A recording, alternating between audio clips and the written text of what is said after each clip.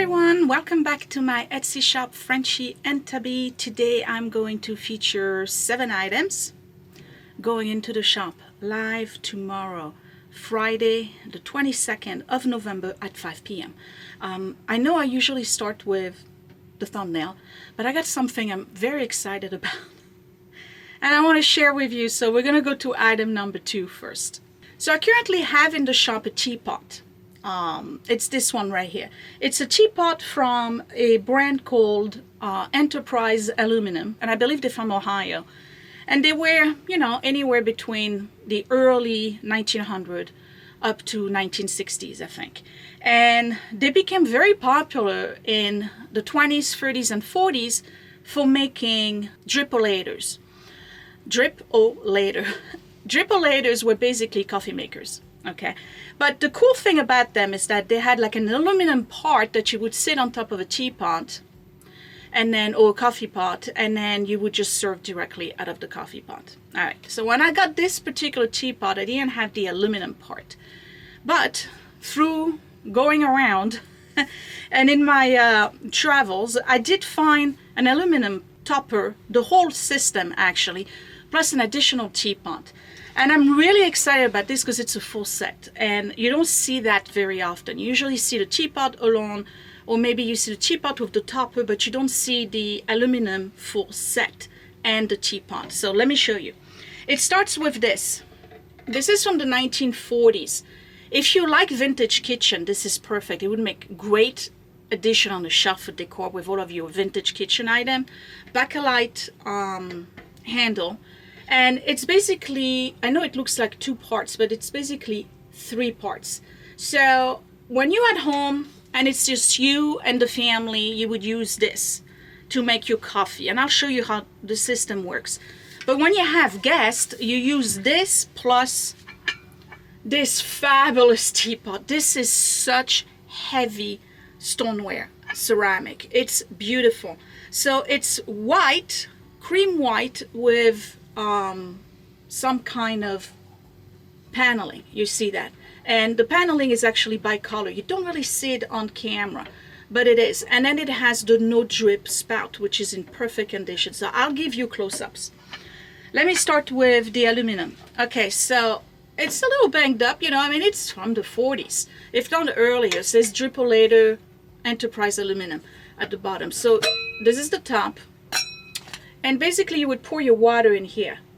It's got a little latch here. You open that. I'm so excited about this. I hope you are too.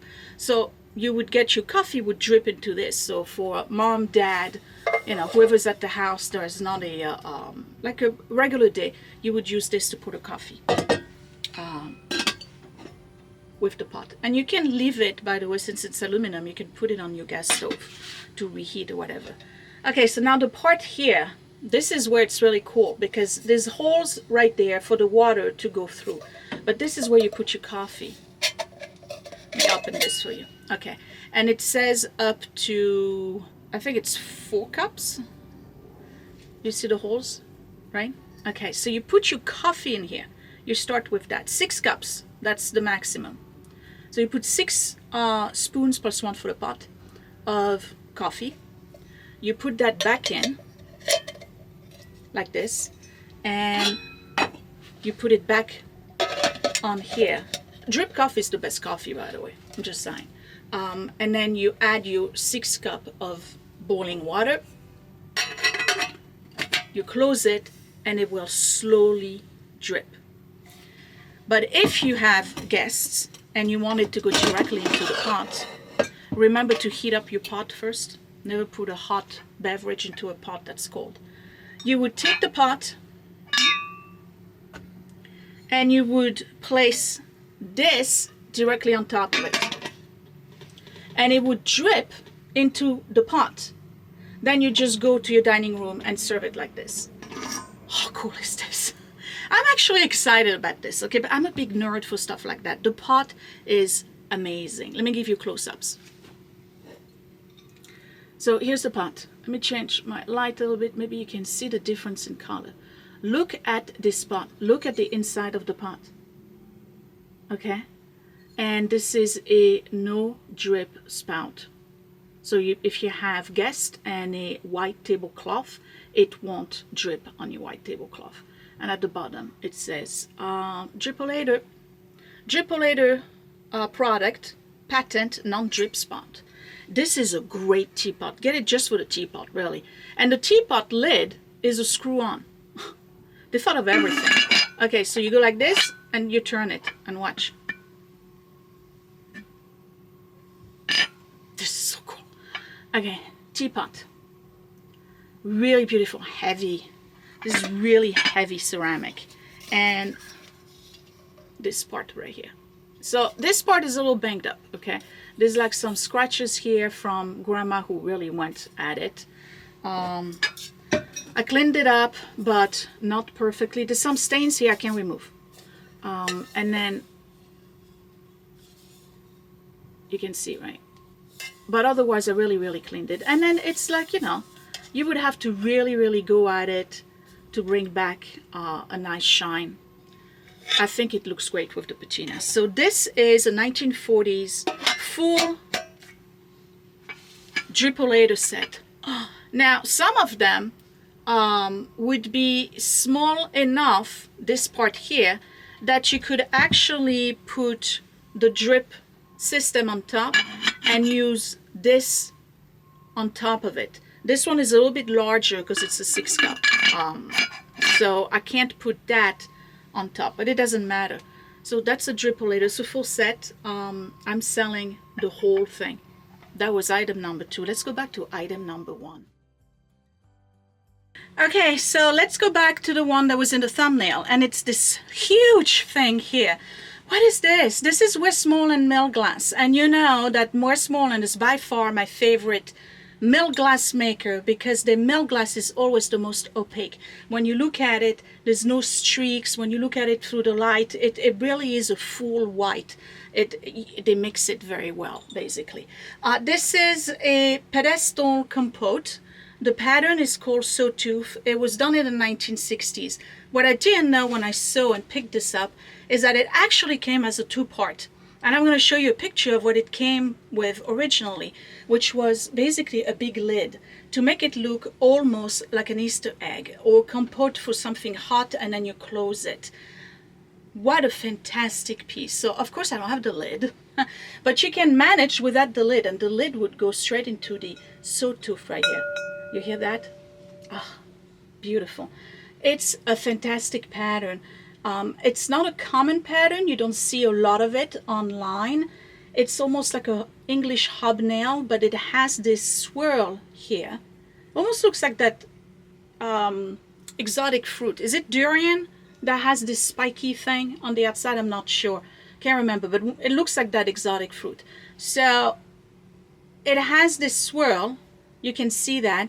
And on top of that, it goes from very tiny to larger one. So it gives it dynamic and motion when you look at it. Look at that. This is really cool. I love it. It says it has the stamp Westmoreland at the bottom. If you remember, I had told you that Westmoreland started signing this stuff in the 40s. So this is, again, 1960s. This is hollow, by the way. And it's a beautiful piece. It's in perfect condition. It's very heavy. Oh, man, ornamental for Easter. Just buy one of those ball boxwood, 4 boxwood, just put it in there. Or you can put a topiary, whatever, but you can do so many things with this. You can put bubbles and stuff. It's very current in terms of the pattern. This is not something that looks kind of like grandma core or granny core. I don't think it does. I think this is something that is still very current and very contemporary, actually, as a design. I'm surprised it's from the 60s, to be honest. It's just beautiful. Look at this. Look at the pedestal, and it's in perfect condition. Okay, perfect condition. So whoever had this obviously was in a courier and they didn't use it. There's no scratch on the inside. There's no chip, nor nothing. Pure white. Gorgeous. Ah, I want to keep you. Okay, Westmoreland, Sawtooth. Big compote. No lid. You're not going to find it with the lid. I haven't seen it. I've seen smaller one, but this size, I don't know what happens to the lid. I guess people drop them. but you can use it without it. Oh, it's gorgeous. Okay, when I come back, 2 more. So these I've had for a while in the shop, and I don't know if you can see a little bit over here. It's the Desert Rose by Franciscan. These are all monkey dishes and coffee/teacups. But I do have 2 sets that I can make and put together and make it a luncheon set. So, and it's this right here. So I have 2 of those. And what do I have? Each set has a 8-inch salad plate, and it has a monkey dish if you want to put a fruit salad or a little salad in it. So you put a sandwich on the plate, little salad on the monkey dish, and it has the teacup. So it's perfect for somebody who likes this pattern, doesn't have it, want to have it, but you don't know where to start. Start with this, because that's almost like a full set.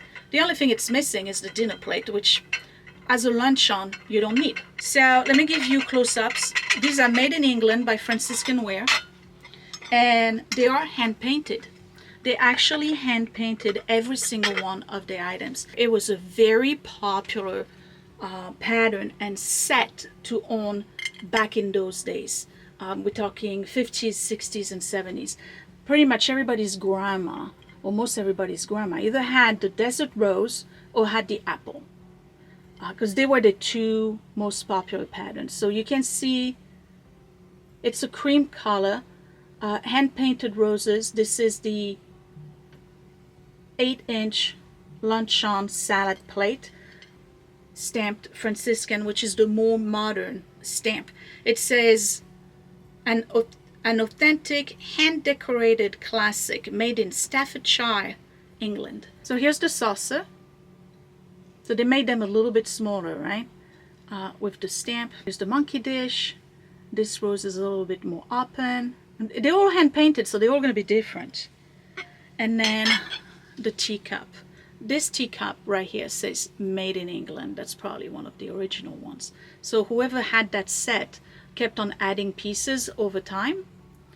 So I have different stamps, different years, but we're going to average 1960s. And those teacups or coffee cups are beautiful, and they have the handle made to look like a cane, a rose cane. Oh, very nice. So if you are an empty nester, it's just the 2 of you, why not make your lunch a little bit fancier and have these? Or maybe you just want to start purchasing them. You're not sure if you're going to like them because you've seen them online a lot and you're on the fence. This is perfect. Start with that. Franciscan Ware, made in England, Staffordshire, Desert Rose. 2. Okay, next. This is a collector's item. This is really cool, and I really wish I had 2, but I only have 1. And trust when I tell you I spent an inordinate amount of time in that particular section of the thrift store to try to find a pair, and they didn't have it. This thing here. This is a Costa Boda hand blown candlestick holder from 1980s. And you're probably thinking, oh, what's the big deal? The big deal is what's inside. I'm telling you, the collector's item. Okay, so let's open this. Look at this. How do they do it? It's called a double helix or an air twist. And it was so popular and so unique back in the 80s when they started making those out of Sweden, that guess who copied it? Mikasa. Mikasa started making them. But you can tell it's Mikasa because it's a different top here. They're a little bit different. This is the actual Costa Boda. It's not stamped or anything, but that's the actual Costa Boda from Sweden. So here's another close-up of the double helix. So how do they do it? Well, when they blow it, because it's hand blown, right? They insert a double twisted cable in there, and they twist it out of the stem. They pull it out, so it twists out, and what it does is that it leaves this air bubble shaped like a twist or a double helix. Is this cool or what? Man, I wish I had two. So it's a candle holder. Okay, we pull out a candle holder. The beauty is in the stem. It is a piece of art. It's considered art glass. Costa Boda, 1980s, Swedish, hand-blown glass candlestick holder. This is beautiful. I really like that. Okay, when I come back, we're going to France. So when I was at the store, I saw those and I immediately recognized them because they were a staple back in the 70s. And I think my uncle, one of my uncles in south of France, had those. I have 5, and some of you may recognize them because they were so popular when they made it across the Atlantic Ocean to come here, that a lot of people purchased them. So you may remember that from your parents' house or your grandparents' house. What are they? They are Luminarc. It's basically the French Pyrex. Luminarc, Arcoroc, Hexagon, ruby red glasses. So if you know, and you've watched for a long time, you know I have ruby red glasses by Fostoria upstairs. They get that beautiful ruby red color by adding gold to it. So you can't see the gold, but when you look at the edges, you're going to see a little bit more of an orange color. So it's gold powder basically that they put in there, and it melts with the red, and it gives it more of a spark. These are white wine glasses in the Hexagon collection, and they are collectibles. People actually look for the missing pieces to complete the set, and it's beautiful as a Christmas stemware for your table because of the red. It's 5 of them. They are wine glasses. Let me give you a close-up so you can see them a little bit better. And it says France right here. It's stamped France. Aren't they beautiful? They're so unique. I love those. And they made the entire stemware collection. You had the goblets, the chi. I don't think they did the flutes. I'm not sure. But look at them online when I post them tomorrow.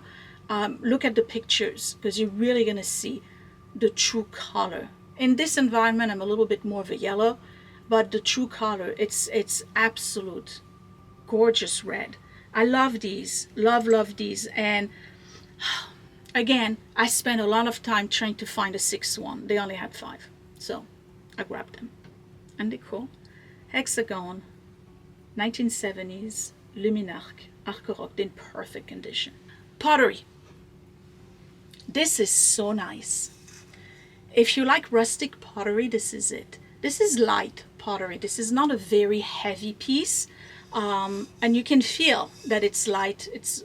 Has not that it has air in it, but it feels much aerated, if that's even a word for pottery, but that's how I'm describing it. This is a pottery bowl, and the inside has hand-painted irises. How neat is that? And then the background is a bit more of a milky white. Okay, it's hand flown on the wheel. You can see the beautiful pattern here. It's got a brown dip right here. You see the little dent? This is so nice. It's a mixing bowl. It's a serving bowl. It's a beautiful form, and it's very even. It's obviously a master potter who did this. Glaze is a beige, a speckled beige, but it has this kind of like, it's a little different here. It's got like some drips. That's what makes it rustic. And it has the same drips on the inside. So I'm going to assume she does it on purpose. And by she, I mean PC right here. And that would be Pam Cummings. She's a very well-known potter out of Pennsylvania, I believe. Yeah, I'm pretty sure it's Pennsylvania. Very well-known potter. And she's known for doing this type of rustic pottery. And a lot of it, she would have different stamps, but this one is just stamped PC on it. It's a nice bowl. So, you know, I'm always talking about pottery I'm always featuring pottery in my shop because I love pottery. And every time you look at it, it's like, oh, this is such a nice piece, and you know, but you don't know where to start. Start with something like this, because you'll fall in love with pottery. Once you start touching them, then you get a sense of the organic feel I'm always talking about when it comes to pottery. And plus, this is very rustic, very primitive. And I love the Irish flowers at the bottom. So this would make a great gift, actually. Pam Cummings pottery. It's a mixing bowl or serving bowl. Yeah, you could use it as a centerpiece too. It's not very big, but you can use it as a centerpiece. Okay, and on the subject of centerpiece, when I come back, one last item. So I'm going to show you something else, because this is coming up at a later time. Okay, you know, I'm always picking up pieces that have this etching, right? But this one is really cool because it's got like people on it from Louis XV type designs. I don't know if you can see that. I'm yet to identify it. But I always pick pieces like this because they were from the 30s and 40s, and for me it's like quintessential vintage elegance. Ladies were still making a big deal out of setting up the table back then, and it was a big deal when you were getting married and you would get a set either of china or crystal. Like you were doing pretty good if you were getting that kind of gifts. So Fostoria was doing a lot of those. One of the patterns that I sell a lot in this shop is the Fostoria Navarre. But because it was very popular among a certain social economic status, a lot of people wanted it, or wanted something similar, but something that they could afford. So Viking, out of all companies, Viking does a lot of, they're kind of like Libby. They did a lot of functional stuff, but they also did a lot of milk glasses, basket, decorative pieces. But they came up with the answer to that. This is not a Fostoria Navarre. It's very similar, if not the exact same. It's Viking, and it's called Prelude. It's a centerpiece bowl that was meant to be an affordable alternative to those pieces from Fostoria or from Cambridge glass. It's acid etch glass. You can see here, making sure I'm in focus. Okay, look at this pattern. The pattern is in perfect condition. So what they do is that they mold this, right? They send it into the press. They mold it, it's press glass. And then they add a stencil on the outside of it, and the holes from the stencil, the pattern, basically, they put a gel over it. That's an acid gel, and the gel lives, once they remove the whole thing, it leaves this damage on the glass, which gives it the pattern. So that's acid etched, and it's stunning, and it's affordable. Thank you, Viking, for making beautiful things for ordinary people. Working class folks had a right to have beautiful things too. So Viking make those. Now this one, I don't know what she did with it, but it's got scratches here. You're probably going to see them better on the post in the Etsy shop when I post it tomorrow. I guess maybe she cut something, I don't know. But it's a centerpiece bowl. You can serve salads in it, or you can leave it on your table as a centerpiece. At Christmas time, you put bubbles. You could put candles in there. Yeah, you could, because it is actually large enough. And I love the scallop here. And this, it's not, we could call it a sundial right here. It's really nice. I like this, and it's affordable. Thanks, Viking. See? You can have beautiful things too when you can't afford the big guys. So that's my last piece. A Viking Prelude pattern centerpiece bowl. What would I keep? Surprise, I would absolutely keep this because I actually don't have anything etched. And I like this one. So I would pick this, I would keep that. Of course I would keep this one. And I would keep these, but only for sentimental reason. Probably would never use them. I would keep them for sentimental reason because they remind me of my uncle. I'm pretty sure he had those. They were cool. Anyway, all these items, 1, 2, 3, 4, 5, 6, and 7. Oh, and I would keep this. I totally would keep the dripolator. I think the dripolator is super cool. All 7 items will be in the shop tomorrow, Friday the 22nd at 5 p.m. Check out the webpage when I post and look at pictures, okay? Because I'm telling you things about those items, and again, the lighting is not the best here. I think I'm gonna have to add a light on this side. You get close-ups. I think I take good pictures. I'm pretty sure I do. So you can fall in love with these items. Next week is Thanksgiving. I will not have a Thanksgiving Etsy upload. Everybody wants to spend time with their family. So I just want to wish you a happy Thanksgiving if you celebrate with your family. Please travel safely. It's always treacherous, and then I know we kind of rush to get there because we want to see our family, but be safe on the road. Have a wonderful time.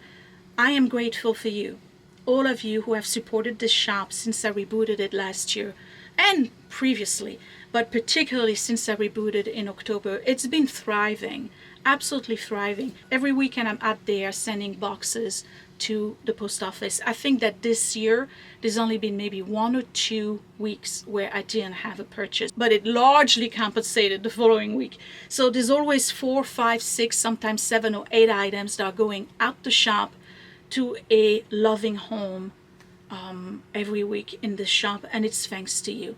You are making my dream come true. You really are, and I'm not joking. You putting me this close from having an antique booth and a vintage booth in one of those places.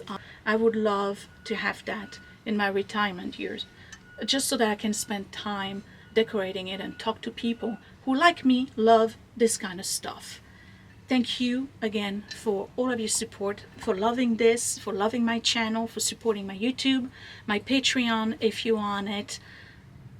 I love you. Thank you very much. Happy Thanksgiving. I'll see you in 2 weeks. Bye.